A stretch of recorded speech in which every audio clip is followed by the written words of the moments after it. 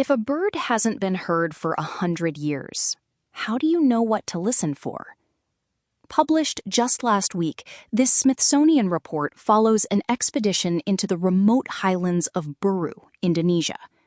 The discovery of the blue-fronted lorikeet, a bird essentially missing for a century, serves as more than just a data point for ornithologists.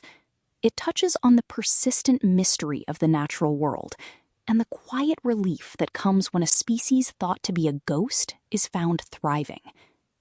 The piece looks past the arduous trek to find a deeper sense of hope for biodiversity in forests still largely hidden from view. Written in Smithsonian magazine, narrated for Arva. This colorful parrot had been seen only once over the past century. Birders just rediscovered it in an unexplored Indonesian forest.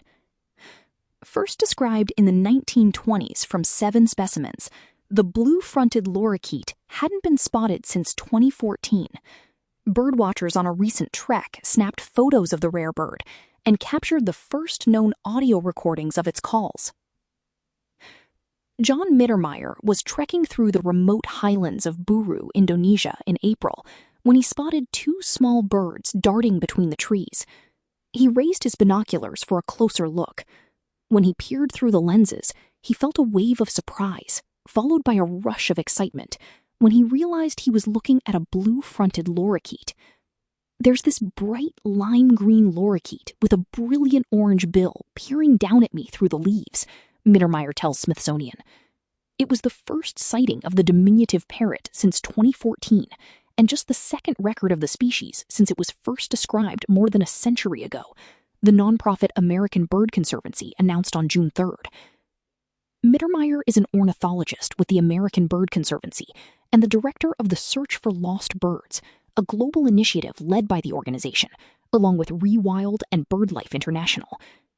In 2025, the groups added the blue-fronted lorikeet to their list of lost birds, or species that hadn't been documented in at least a decade. So Mittermeier's sighting was a welcome relief, proof that the colorful winged creatures still exist. Experiences like this are the reason I love working on lost birds, Mittermeier tells Smithsonian. The fact that this lorikeet survives in the mountains of Buru and that we can have a chance to help protect it tells us there is hope for species and biodiversity in general. For me, a rediscovery like this is about hope. The blue-fronted lorikeet is a small parrot that lives only on Buru, a large island in Indonesia's Maluku archipelago. Scientists first described the distinctive birds based on 7 specimens collected from Buru's lowland and mid-elevation forests in the 1920s. After that, however, the birds seemed to vanish. Then, in 2014, ornithologist Craig Robson was leading a birding tour for the company BirdQuest when he spotted at least 2 blue-fronted lorikeets and snapped a few photographs, the first known images of the species. The trail went cold until earlier this year, during a 14-day expedition led by Indonesian mountaineering group Kenal Buru. The group, which included members of American Bird Conservancy, Bird Tour Asia, and Yayasan Planet Indonesia, explored a new route to the top of the 8,850-foot Mount Kapulot Mata, the Buru's highest peak. They'd been climbing for 6 days when Mittermeier made his initial sighting on the mountain's park-like highland plateau. 2 days later, the group spotted another blue-fronted lorikeet while they were eating breakfast, and this time they were able to photograph it. On their last morning in the highlands, the birders spotted a pair of blue-fronted lorikeets and captured the first known sound recordings of the species' calls. In total, Mittermeier estimates the group saw at least 9 individuals throughout the trip. The journey was arduous, with biting ants, hard-to-navigate terrain, bad weather, thorny plants, and no water. But for James Eaton, an ornithologist and tour leader for Bird Tour Asia, the hardships were all worth it for a chance to see such a rare and elusive creature, which he describes as the group's holy grail. It's a feeling adrenaline junkies would know well, Eaton tells Reuters' Marta Serafinko. It makes all the researching, reading, plotting, some of which are years in the making, totally justified. It makes you feel alive. These moments of joy and discovery are a healthy reminder of what a beautiful world is there.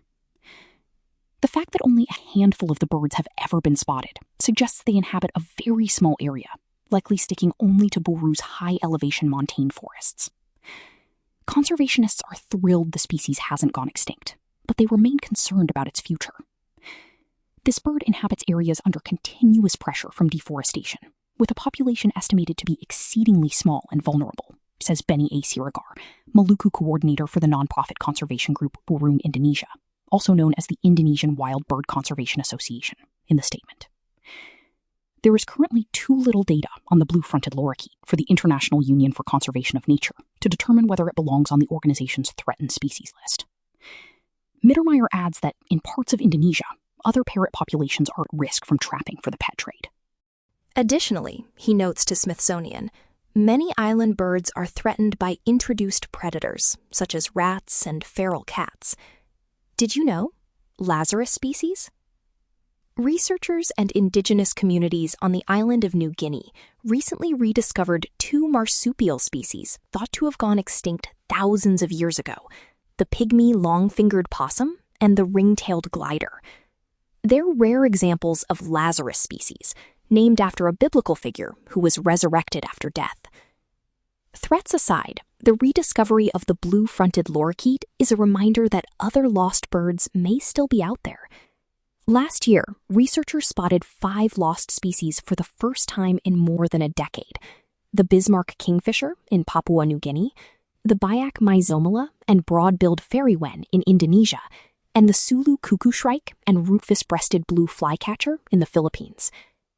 Bird species can be lost for numerous reasons, Mittermeier says.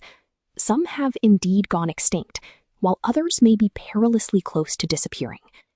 Others, like the blue-fronted lorikeet, might just be difficult to find.